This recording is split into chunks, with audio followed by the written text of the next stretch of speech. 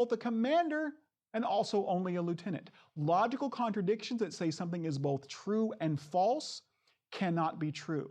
Yet if both Commander Riker and Lieutenant Riker are identical to William Riker and his 8-year-old self, logical contradictions are true.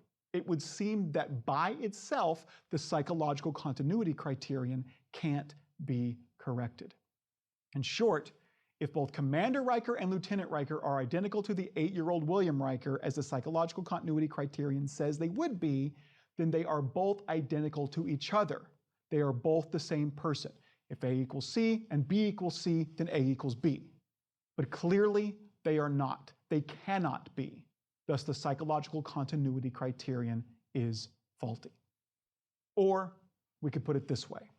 The relationship of personal identity is unique by definition. One and only one future person can be identical to you, and you can be identical to one and only one past person. However, although technological limitations will probably prevent it from happening in your lifetime, it is possible, logically possible, for more than one future person to be psychologically continuous with you, or for you to be psychologically continuous with more than one person in the past. And that is because of the possibility of qualitative duplicates.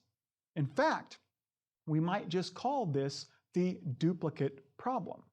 And so identity and psychological continuity must not be the same relationship. One is necessarily unique, identity, but the other, psychological continuity, is not.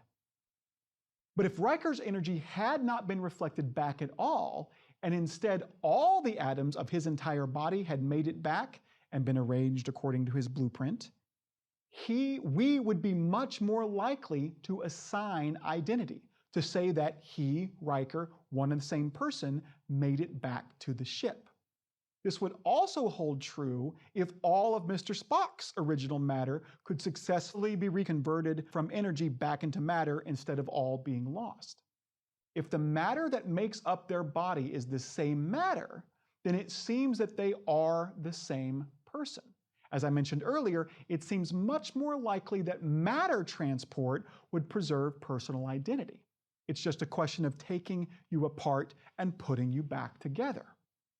This fact seems to suggest that survival of personal identity is somehow tied up with the survival of your body. Perhaps it is because you have the same body over time that you are the same person over time.